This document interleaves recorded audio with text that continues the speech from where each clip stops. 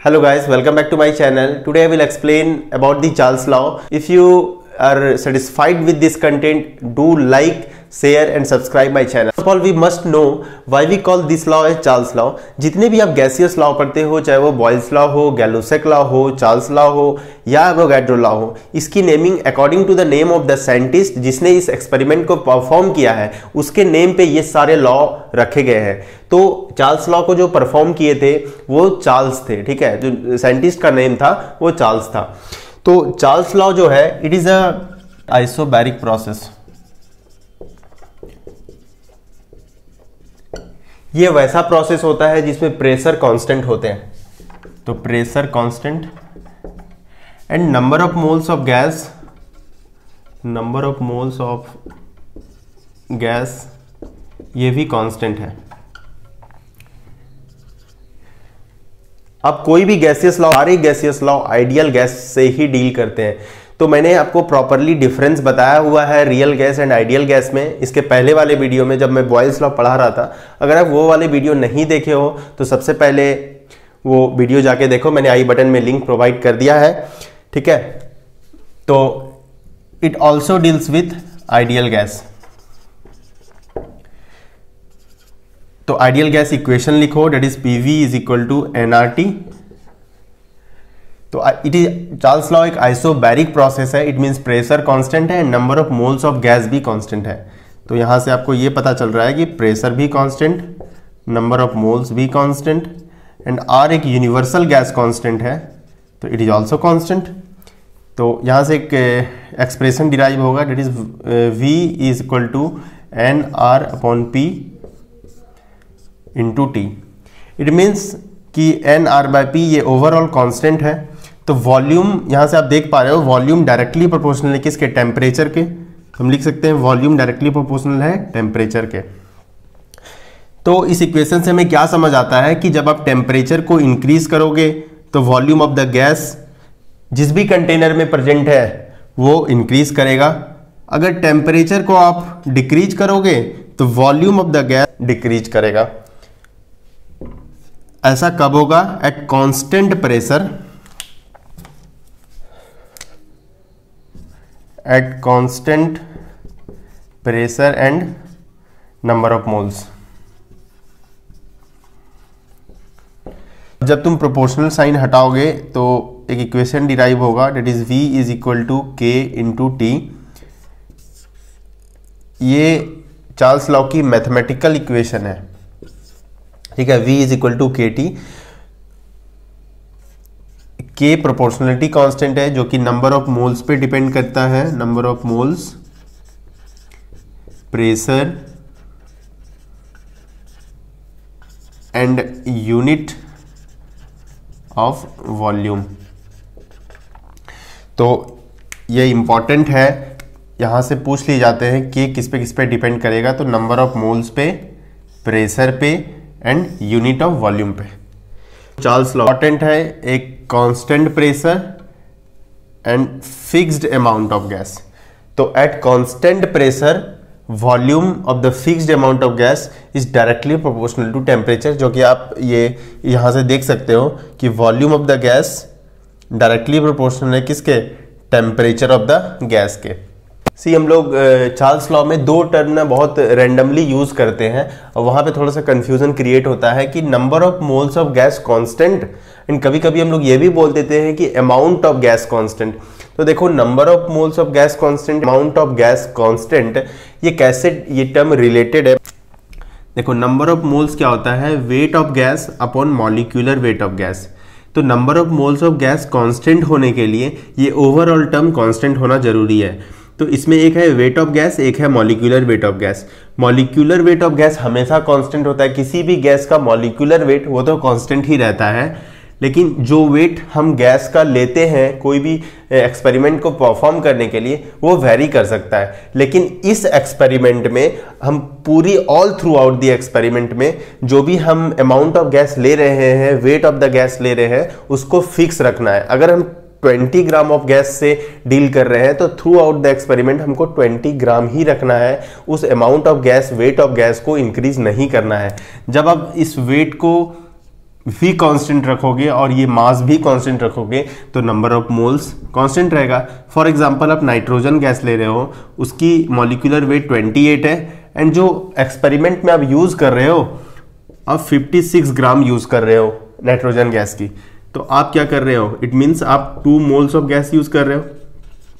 तो आप बोल सकते हो कि through out the experiment number of moles जो 2 है वो भी कांस्टेंट होना चाहिए, या आप इसको रिवर्स करके बोल सकते हो कि वेट ऑफ द गैस जो कि 56 ग्राम है वो कांस्टेंट रहना चाहिए। अगर 56 आप कांस्टेंट रखोगे तो ऑटोमेटिकली जो है नंबर ऑफ मोल्स 2 वो throughout the experiment constant रहेगा। That is why we use the term number of moles of gas constant, या आप बोल सकते हो कि अमाउंट ऑफ गैस कांस्टेंट।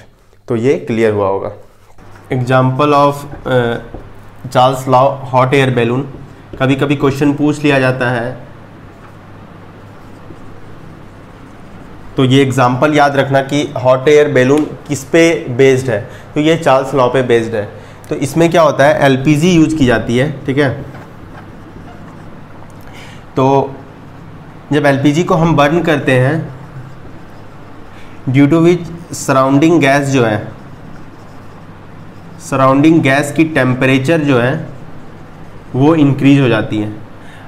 जब टेम्परेचर इंक्रीज होता है तो ड्यू टू विच क्या होता है, उसमें जो गैस निकलता है उस गैस का वॉल्यूम भी बढ़ता है, volume of the gas increases, ठीक है। तो गैस की वॉल्यूम इंक्रीज होती है। हाँ,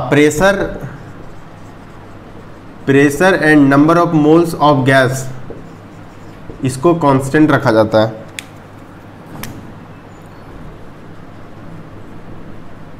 जब प्रेशर और number of moles of gas को आप कांस्टेंट रखते हो और टेम्परेचर को धीरे धीरे जब आप बढ़ाओगे तो उसमें जो गैस है वो गैस की जो वॉल्यूम है वो बढ़ जाती है। गैस का वॉल्यूम ऑफ गैस के बढ़ने का मतलब क्या है, यू मस्ट नो कि गैस जिस भी कंटेनर में आप रख दो उस कंटेनर की वॉल्यूम गैस की वॉल्यूम कहलाती है। तो गैस तो फिक्स है, number of moles of gas तो फिक्स है, लेकिन वो बढ़ कैसे रहा है, इट इज़ बिकॉज कि वो वॉल्यूम ऑफ द जो बैलून है वो धीरे धीरे बढ़ने लगता है। क्यों बढ़ता है, क्योंकि टेम्परेचर को हम बढ़ाते हैं तो गैस एक्सपेंड करने लगता है, due to which we call कि volume of the gas increase कर गया। जब volume of the gas increase करता है इट मीन्स वो एक्सपेंड होना चाहता है, और उसी के कारण क्या होता है, जो बैलून होता है वो धीरे धीरे लिफ्ट होने लगता है ऊपर की तरफ। तो हॉट एयर बैलून किसकी एप्लीकेशन है ये याद रहना चाहिए, डेट इज चार्ल्स लॉ। अब देखो यहाँ हम लोग ये पढ़ते हैं कि टेम्परेचर इंक्रीज करने से volume of the gas increase होता है। तो हमको सिलेबस में ये पढ़ना है कि टेम्परेचर जब हम इंक्रीज करेंगे तो कितना volume of the gas increase करता है। ये यहाँ से बहुत क्वेश्चंस आते हैं और बहुत क्रिटिकल क्वेश्चंस यहाँ से पूछ लिए जाते हैं, तो इसको बहुत अच्छे से समझना। तो अब जो डिस्कशन का पार्ट है वो है कि टेम्परेचर इंक्रीज करने से कितना वॉल्यूम इंक्रीज करता है, ठीक है। तो लेट वी नोट, ये वी नोट, ठीक है, ये हम एज्यूम कर रहे हैं कि ये volume of gas at 0 degree Celsius. तो जब टेम्परेचर जब 0 डिग्री सेल्सियस है उस वक्त वॉल्यूम ऑफ द एयर जो है वो वी नोट है, ठीक है। ये बहुत इंपॉर्टेंट है, ठीक है। यहाँ से ही न्यूमेरिकल पूछा जाता है, और न्यूमेरिकल जब आपसे बहुत इजी होता है, लेकिन यहाँ कंसेप्ट देखना, न्यूमेरिकल बहुत तरह से पूछा जाता है, तो डेरिवेशन में ही सब कुछ छिपा हुआ है। कैसे क्वेश्चंस आएंगे वैसे आपको आंसर करना है। तो अगर डेरिवेशन नहीं पता है वो कैसे डिराइव हो रहा है तो you will not be able to answer the question. तो प्लीज़ अच्छे से समझो। देखो वी नोट क्या है, volume of the gas at 0 degree Celsius. जब आप 1 डिग्री राइज इन टेम्परेचर करोगे, डेट इज जब टेम्परेचर राइज होता है तो अचानक से टेम्परेचर 100 डिग्री या 200 या 500 डिग्री सेल्सियस नहीं होता है, धीरे धीरे इंक्रीज करता है। तो एक लॉ है डेट इज कि हर एक 1 डिग्री राइज इन टेम्परेचर, जब 1 डिग्री टेम्परेचर राइज करता है तो 0 से पहले 1 हुआ होगा, तब 2 हुआ होगा, तब 3 हुआ होगा, तभी 500 हुआ होगा। तो हर एक 1 डिग्री टेम्परेचर राइज करने से जो वॉल्यूम इंक्रीज होता है that is 1/, 273.15 yes into initial volume. ठीक है, तो इतना वॉल्यूम इंक्रीज होता है हर एक 1 डिग्री टेम्परेचर के बढ़ने से। तो ये ध्यान रखना, ये जो है ना, ये क्या है, ये rise in volume with every 1 degree rise in temperature. ठीक है, तो हर एक 1 डिग्री जब टेम्परेचर राइज होता है तो इतना वॉल्यूम बढ़ता है। तो देखो ये जो 1 है ना, ये 1 ये वाला है, 1 डिग्री राइज किया तो 1 है। अगर 2 डिग्री राइज करेंगे तो यहाँ 2 पुट करेंगे, अगर 3 डिग्री राइज करेंगे तो यहाँ 3 पुट करेंगे। तो ये टेम्परेचर है। ठीक है, तो इसको आप इसको ऐसे भी लिख सकते हो, T degree Celsius upon 273.15 into V nought. अगर T डिग्री सेल्सियस 1 है तो 1, अगर T डिग्री सेल्सियस 2 है तो 2, 3 है तो 3। तो इट डिपेंड्स अपॉन कि आप कितना डिग्री सेल्सियस टेम्परेचर को बढ़ा रहे हो, उतना टाइम्स वॉल्यूम बढ़ेगा। ठीक है, अब देखो ये वॉल्यूम क्या है, हर एक 1 डिग्री टेम्परेचर जब राइज करते हो तो इतना वॉल्यूम बढ़ता है इनिशियल वॉल्यूम में से। ठीक है, इनिशियल वॉल्यूम पहले तो वी नॉट प्रेजेंट है ही, तो फाइनल वॉल्यूम जो होता है,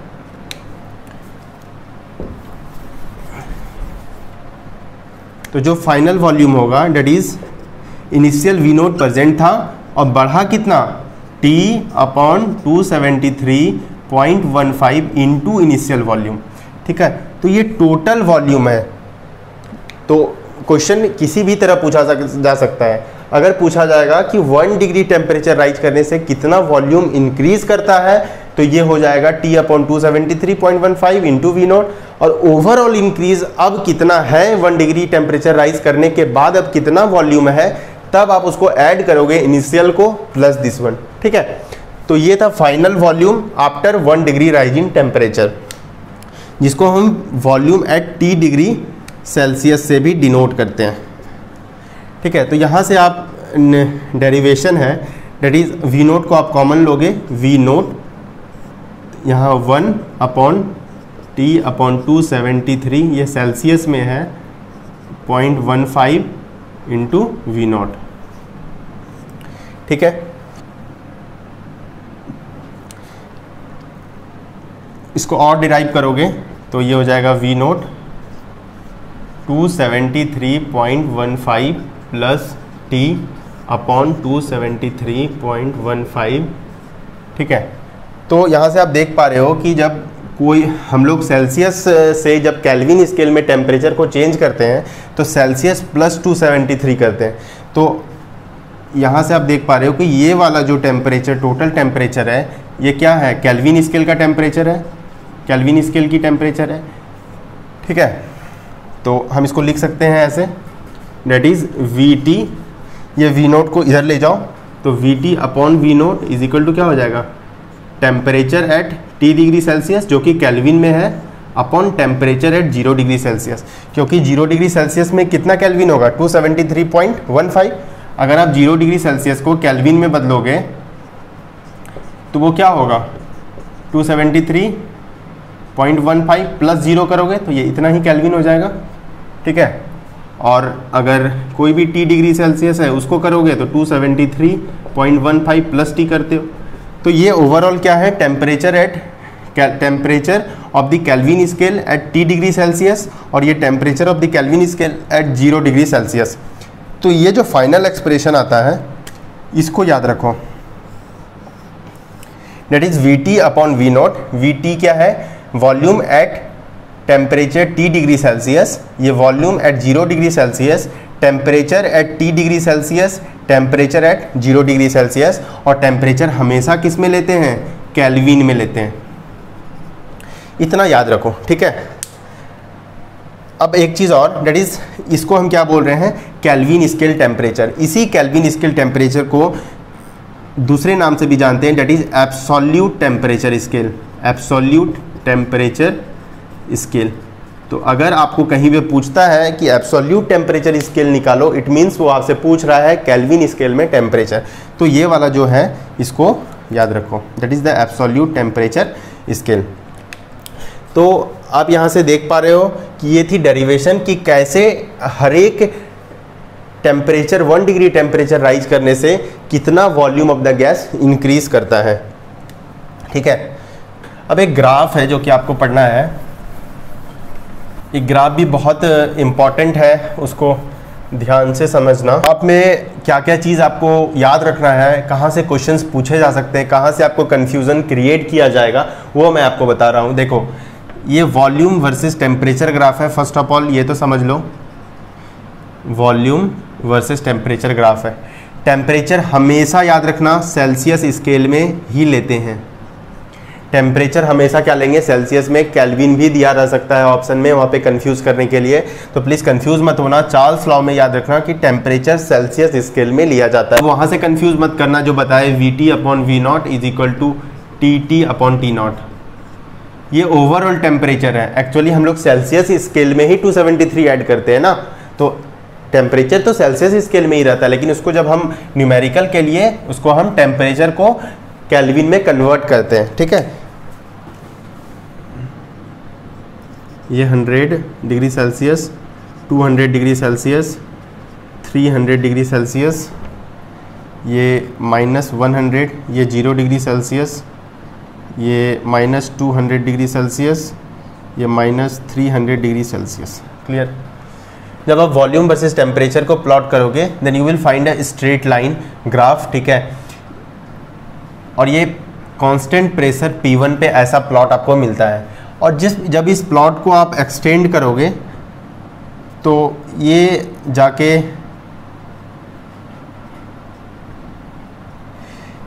ये जो टेम्परेचर है ये है -273.15 डिग्री सेल्सियस। ठीक है, तो जब आप इस प्लॉट को एक्सटेंड करते हो तो ये जाके मीट करता है कहाँ पे, 273.15। तो ऐसे डिफरेंट कांस्टेंट प्रेशर पे आप ग्राफ देख सकते हो। जब आप अलग अलग कांस्टेंट प्रेशर पे बहुत सारा एक्सपेरिमेंट करते हो तो आपको ऐसा प्लॉट मिलता है। आप देखोगे कि जैसे जैसे आप टेम्परेचर को इंक्रीज कर रहे हो तो वॉल्यूम क्या है, बढ़ता जा रहा है, वॉल्यूम बढ़ता जा रहा है, वॉल्यूम इंक्रीज करता जा रहा है ना। तो हम यहाँ पे यही तो पढ़ रहे थे कि टेम्परेचर को इंक्रीज करने से जो वॉल्यूम है वो क्या होता है, इंक्रीज करता है। लेकिन हाँ, यहाँ से आप एक चीज़ और देख पा रहे हो कि 0 डिग्री सेल्सियस पे टेम्परेचर जब 0 है तो कुछ वॉल्यूम गैस का पहले से है ना। 0 डिग्री सेल्सियस पे मैंने आपको बताया था कि V0 जो है वो वॉल्यूम एट 0 डिग्री सेल्सियस है। इट मीन्स जब टेम्परेचर 0 डिग्री सेल्सियस होता है कंटेनर में कुछ ना कुछ अमाउंट ऑफ गैस पहले से ही रहते हैं। तो यहाँ से आप ग्राफ से इजीली ऑब्जर्व कर पा रहे हो कि जब टेम्परेचर 0 डिग्री सेल्सियस है गैस की कुछ वॉल्यूम है जो कि V0 है, ये V0 पहले से है। फिर क्या है कि आप एक चीज़ और देखो कि जब आप टेम्परेचर को 0 डिग्री सेल्सियस से आप पीछे की तरफ बढ़ते हो और जब आप टेम्परेचर -273.15 डिग्री सेल्सियस आप पहुंचते हो उस टेम्परेचर पे, तो आप यहाँ पे इस टेम्परेचर पे देखते हो कि गैस की वॉल्यूम 0 डिग्री सेल्सियस हो गई है। तो at temperature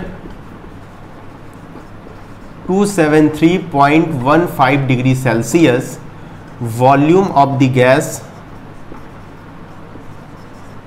gas approaches to zero,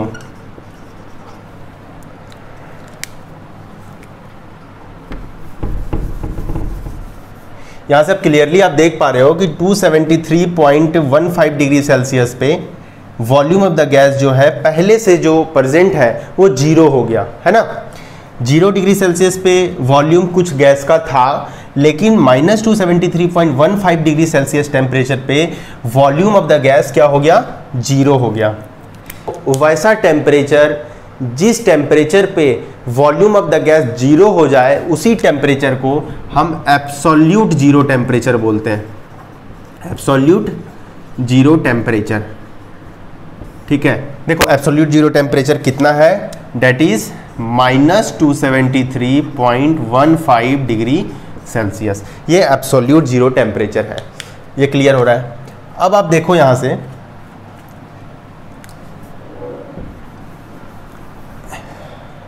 ये constant pressure P1, P2, P3 में आपसे ये अरेंज करने पूछा जा सकता है कि कौन सा कांस्टेंट प्रेशर ज़्यादा बड़ा है, P1 बड़ा है, P2 बड़ा है या P3 बड़ा है।